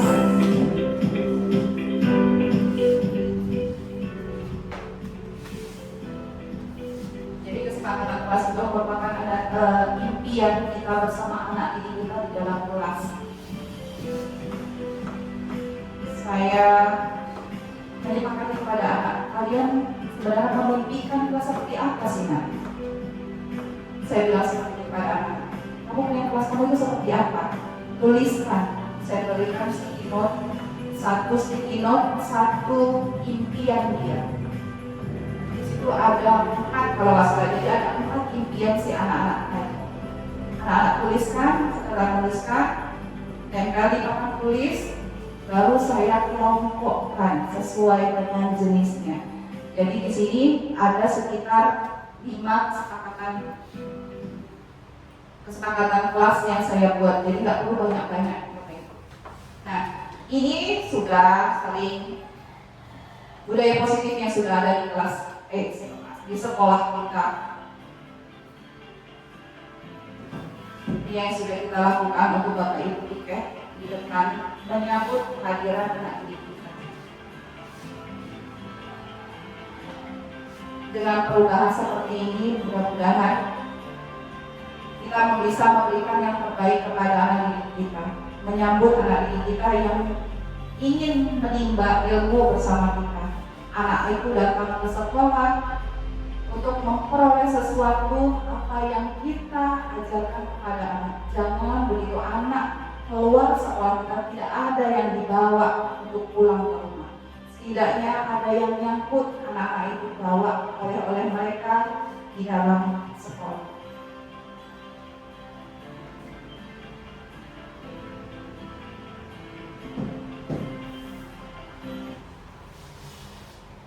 Oke. Silakan, untuk paparan materi sudah selesai. Ada pertanyaan dari Bapak Ibu di sini, audiens terkait paparan materi yang sudah saya sampaikan. Saya persilakan. Ada pertanyaan? Nggak ada? Nggak ada. Oke, silakan Kak Bus. Assalamualaikum warahmatullahi wabarakatuh. Waalaikumsalam warahmatullahi wabarakatuh. Tadi saya lihat bahasa presentasi Bu tentang keyakinan kelas. Jadi ketika kita mau melakukan konseling pada anak dia melakukan kesalahan, itu kan biasanya ketika pembelajaran berlangsung. Jadi waktunya itu apakah harus segera dilakukan ataukah setelah selesai pembelajaran? Mungkin itu saja, Bu. Oke. Terima kasih, pertanyaan yang bagus. Ketika kita melakukan konseling di jam pelajaran, otomatis anak yang lain akan terlambat, yang bagus. Nah, ketika itu terjadi pada jam pelajaran kita lakukan setelah pembelajaran kita saja, saran saya agar anak didik yang lain itu tidak kita kesampingkan, karena kita fokus pada si anak yang bermasalah. Bapak selesaikan dulu pembelajaran, baru Bapak ajak berdua Bapak. Kenapa? Kalau kita berada sama si kawan-kawan yang lain, pasti dia akan merasa, si anak yang merasa salah tadi pasti akan merasa rendah diri, malu. Jadi ketika kita melakukan restitusi, usahakan kita dapat masalah, langsung lakukan restitusi. Nah, kita tengok juga waktunya. Ketika Bapak misalnya siap materi Bapak ada pelajaran guru mapel, pinjamlah anak tadi, ajaklah anak tadi diskusi. Pandai-pandai Bapak Ibu melakukan untuk restitusinya. Kalau bisa lakukan segera. Kalau kita tahan-tahan, itu pasti kita nyatakan lupa. Betul. Kita akan lupa dan si anak tadi pasti akan berulah kembali. Kalau banyak bisa langsung ya? Bisa nggak? Kalau dia banyak, bisa kita restitusi sama-sama. Ada lagi? Oke, silakan Pak.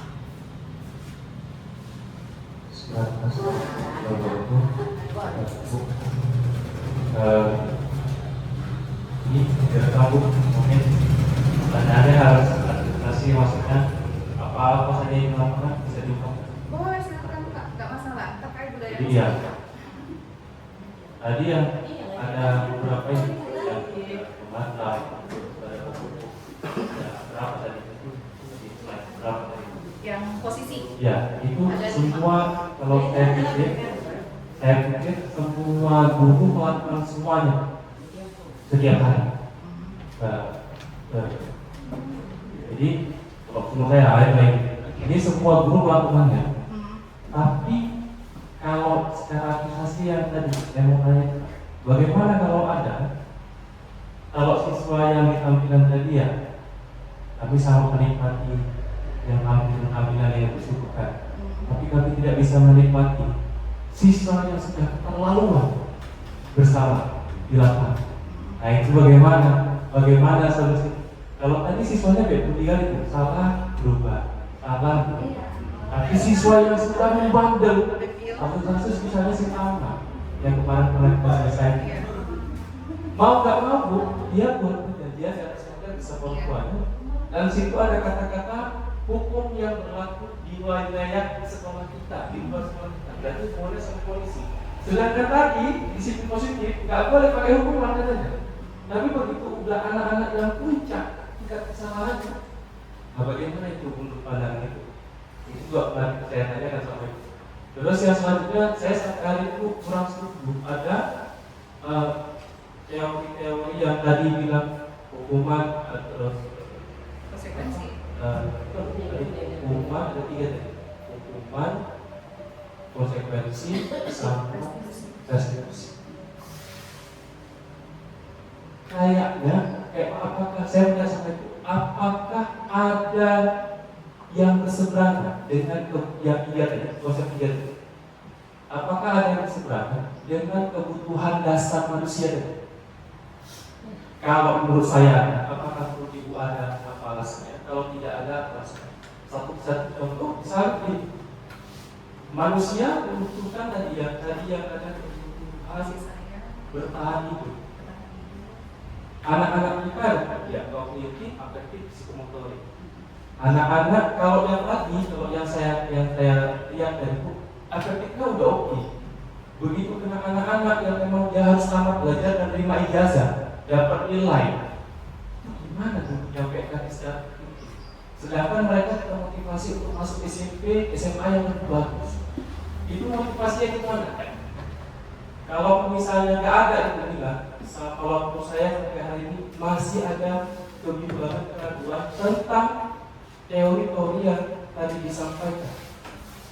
Afektifnya oke, aktifnya oke, tapi begitu kena yang data harus dia ini memang kalau bahasa kita ini sekarang menyembunyikan ranking kepada anak-anak. Ya sebenarnya anak-anak juga ada yang pintar, tidak pintar sama yang apa gitu. Bagaimana kita bisa apakah ada tadi saya bertanya cukup apakah ada seberangnya, apakah ada yang tidak sesuai antara kebutuhan dasar manusia dengan 3 konsep tersebut yang saya harapkan atau dengan restitusinya. Kalau hukuman sama yang konsekuensinya sampai hari ini saya lihat hukuman saya masih bingung. Hukuman, ganjaran, akibat, konsekuensi. Kalau yang selama ini saya pahami unsur-unsurnya, itu semuanya mirip. Jadi kalau dibeda-bedakan tadi, kalau menurut saya, ini bagaimana kira-kira? Kalau ibu ada keseberangan ada yang berbeda, sedang diriset atau sedang ditipu di lapangan, apa? Kalau tidak ada, ya berarti memang lurus seperti teori yang kita nikmati pada hari ini. Terima kasih. Assalamualaikum warahmatullahi wabarakatuh.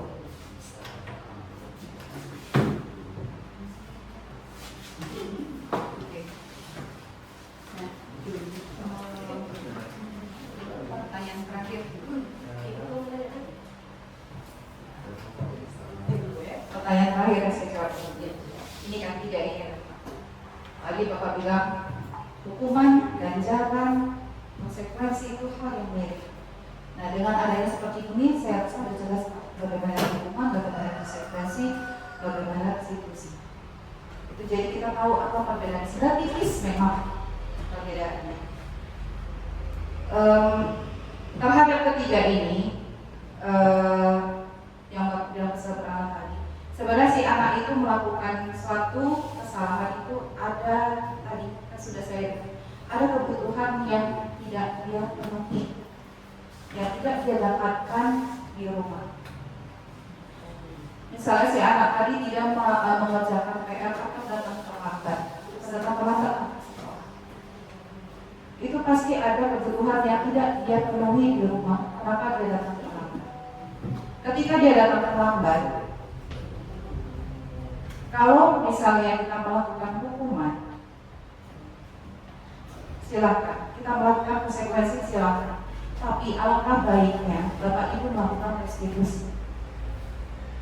Dengan restitusi ini kita tidak akan Bagaimana kita menyadarkan si anak didik tadi terhadap kesalahan dia yang datang terlambat? Coba kita tanya, nah, saat tersebut, kenapa kamu melakukan seperti ini? Apa masalahnya? Ada masalah apa di rumah? Iya Bu, orang tua saya nggak ada di rumah, saya harus misalnya saya harus membersihkan rumah dulu. Kita tahu kondisi anak didik kita seperti apa. Saya bangun terlambat, mama saya kerja, ada yang bangunin saya, makanya saya kesiangan bangun, ada yang seperti itu. Jadi kebutuhan perhatian dari orang tua tidak dapat kasih, betul Ibu. Jadi ada motifnya anak ini melakukan kesalahan. Janganlah main hukum saja, betul Ibu. Betul. Kita nggak tahu apa di belakang si anak tadi melakukan kesalahan. Jadi jangan tiba-tiba, udah kamu lari aja, kamu udah dapat lari sekarang 10 putaran. Kita nggak tahu si anak tadi di rumah bantuin orang tuanya yang sakit, nyuapin mamanya yang sakit dulu, baru dia datang ke sekolah. Terakhir kan kita merasa bersalah sendiri karena kita udah memberikan hukuman kan. Ya Allah, nah salah ibu sama kamu. Jadi sebelum kita menghukum, kita tanya dulu, kenapa? Jangan tiba-tiba langsung emosi yang kita bawa. Ada lagi Pak yang? Ya, berarti kalau dibedakan, maksudnya ini kan tingkat SD, kalau tingkat SMP beda lagi, tingkat SMA beda lagi. Maaf misalnya ada yang sekolah tahunan misalnya, kalau itu pasti nggak lepas dari hukuman itu. Kalau sekolah tahunan, akhirnya apakah ini juga dibedakan? Misalnya? Oke, ini kan terkait institusinya ya Pak ya. Kemudian juga pola pikir. Kalau saya kurang sependapat kalau itu dibilang identitas gagal. Kalau tidak SD mungkin iya, tapi kalau tidak SMP, misalnya SMA tahunan, SMK tahunan atau akademi misalnya, kan ada dulu juga di situ, ada dosa. Bagaimana itu? Kira-kira kalau hukuman itu dibilang identitas gagal? Maksudnya identitas kepada si anaknya Pak, bukan gagalnya mungkin ini karena dia melakukan kesalahan dia itu yang dibilang gagal, bukan si anak tadi gagal terhadap karirnya atau kehidupannya, tidak, terhadap perilakunya. Iya. Artinya kalau misalnya di SMK atau SMA misalnya, ya kan memang dia menerapkan kayak akademi, asrama, kan ada hukumannya biasa. Betul. Itu nanti dikatakan nanti setelah apa ada perilaku yang produk dari SMA itu belajar. Sebenarnya gini Pak, ini kan masing-masing institusi mau melakukan atau tidak untuk restitusi tadi. Kembali lagi kepada personalnya, pada gurunya tadi. Menyatakan si identitas anak itu gagal atau tidak, itu bukan dari dirinya individu Pak, tapi perbuatannya. Iya, bukan dicap, oh Pak Muel gagal, misalnya Pak, maaf ya Pak. Oh Pak Jody gagal, bukan personalnya yang gagal, tapi perilakunya, perbuatannya Pak. Artinya kalau ada, misalnya ada di kepolisian, itu kan ada dosennya kan? Iya. Tapi mereka tidak bisa mengatakan ini tidak berpihak. Maksudnya gini, kalau misalnya ada anak, misalnya, saya sering juga menghukum soalnya. Saya hukum dia, kenapa saya hukum? Saya hukum, karena saya apa kan? Sebelum makanya saya bilang segini, ini tiga-tiganya saya lakukan. Iya. Kalau itu dibilang gagal, tapi tidak boleh saya lakukan. Sebelum saya tadi, apakah masih boleh dilakukan? Karena begini, sebelum saya hukum, saya restitusi dulu Bu. Semua selesai. Jadi komandan tidak apa saya peluk dulu pun. Iya. Bahasa itu, saya peluk dulu. Baru saya hukum. Siap saya hukum, saya ambil, saya peluk lagi. Kira-kira gitu. Makanya saya bilang gitu. Tapi kalau gagal, kita nggak boleh melakukan itu.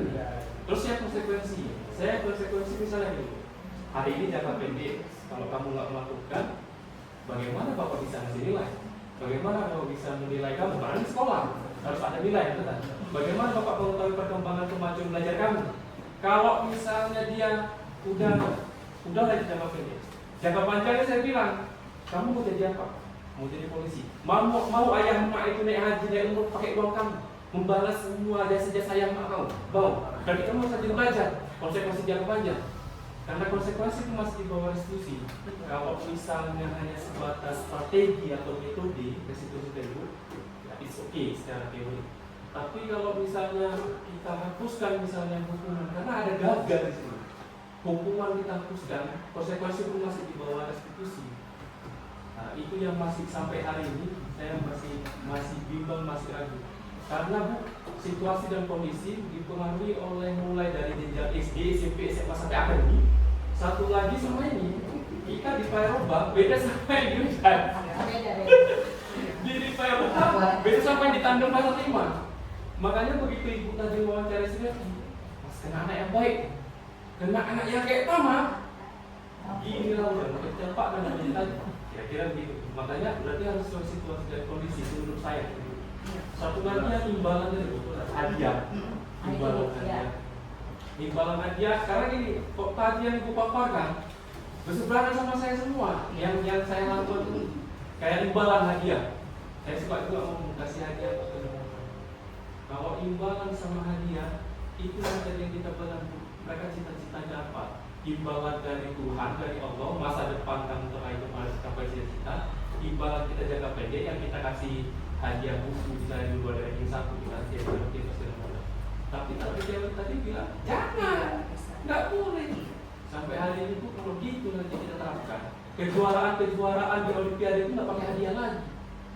Kira-kira gitu. Hadiah. Terus kalau Pak Jokowi baru aja, nanti kita salahkan kaitan dengan Pak Jokowi. Pak Jokowi masih bonus Olimpiade yang bawa emas ke Indonesia. Kita kasih lagi. Kira-kira gitu. Kalau karena gini, pasti yang angkat besi itu mereka punya akademi angkat besinya, latihan. Makanya saya ngomongin, ya itulah kira-kira Bu, apa saya. Pak, ini kan konteksnya dalam pendidikan. Kalau mereka kan memang berkompetisi. Kalau kompetisi tanpa ada penghargaan, orang itu pasti tidak akan ada target. Nah, kalau berhubung kita di akademisi di dunia pendidikan, jadi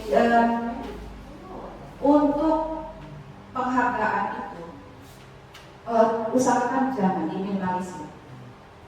Karena memang kalau menurut saya apa yang diutarakan Pak tadi memang iya betul. Dan dulu saya melakukan seperti itu, saya akui. Setelah saya introspeksi diri, saya mengkaji ternyata apa yang salah itu menghasilkan Kalau berkompetisi untuk menjadi lebih baik itu salah. kompetisi selagi dia pada ranah yang positif, kenapa tidak? Yang lebih baik. Iya, nggak masalah. Saya Iya. kasih mau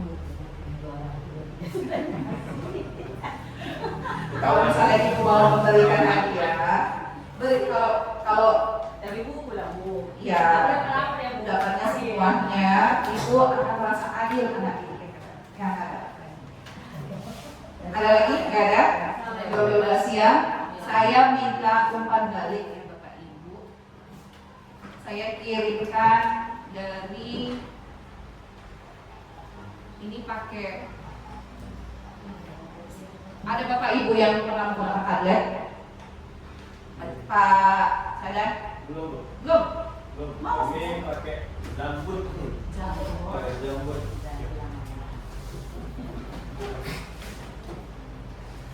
Saya kirim ke ini ya.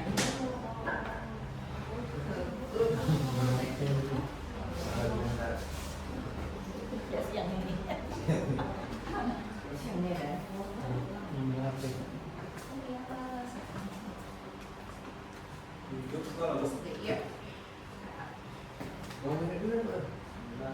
Iya. Silakan Bapak Ibu akses untuk Padletnya. Biasanya pakai Jamboard. Bisa pakai handphone Bapak Ibu. Silakan. Nah, ada 4 pertanyaan refleksi. Yang pertama, hal baru apa yang Bapak Ibu dapatkan pada pertemuan hari ini? Apa yang Bapak Ibu baru dapat di materi yang saya kasihkan ini? Apa saja? Kemudian yang kedua, miskonsepsi apa yang Bapak Ibu dapatkan setelah mendapatkan pembelajaran hari ini? Yang ketiga, sebelum pertemuan ini, hukuman seperti apa yang Bapak Ibu lakukan? Kemudian, apa tindakan yang akan Bapak Ibu lakukan setelah mendapatkan materi ini? Apakah tetap melakukan hukuman yang lama atau berubah? Terakhir, bagaimana Bapak Ibu menyelesaikan masalah siswa sebelum pertemuan ini? Biasanya Bapak Ibu kalau menyelesaikan masalah siswa itu seperti apa? Nah, ketika Bapak Ibu sudah menerima materi ini, gimana sih Bapak Ibu menyelesaikan masalah siswa ini? Baiklah Bapak Ibu, untuk kegiatan hari ini sambil mengisi refleksi, saya ucapkan banyak terima kasih. Mohon maaf jika masih ada kekurangan dan kesalahan dalam penyampaian saya pada materi diseminasi hari ini. Saya minta mohon maaf. Pada Allah saya mohon ampun. Saya akhiri. Billahi taufiq wal hidayah. Wassalamualaikum warahmatullahi wabarakatuh. Selamat siang.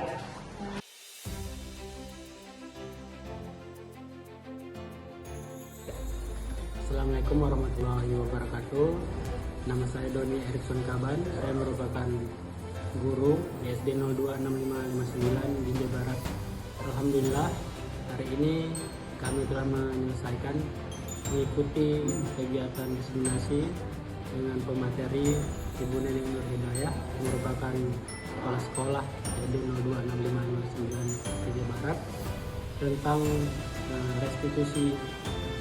Saya setelah mengikuti kegiatan ini, saya memahami pentingnya restitusi yang pada awalnya saya dahulu sering melakukan hukuman ketika kegiatan belajar mengajar. Saat ini saya akan lebih baik dalam melakukan tindakan kepada siswa dan saya tidak akan lagi melakukan hukuman. Karena setelah kegiatan ini saya paham betapa pentingnya restitusi itu.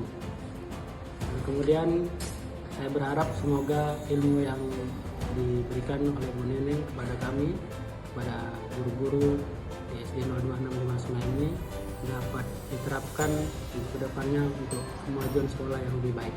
Terima kasih. Assalamualaikum warahmatullahi wabarakatuh. Hari ini kami telah menyelesaikan kegiatan diseminasi yang disampaikan oleh Ibu Neneng Nur Hidayah, SPD, Kepala Sekolah SD Negeri 026559 Pijai.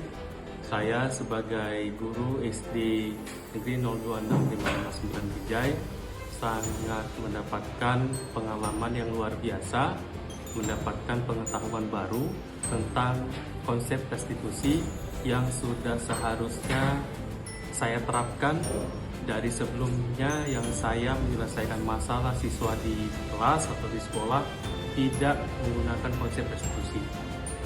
Dengan adanya paparan yang diberikan oleh Bu Neneng, saya lebih memahami dan insya Allah nanti ke depannya akan menggunakan konsep restitusi demi tercapainya solusi pembelajaran anak.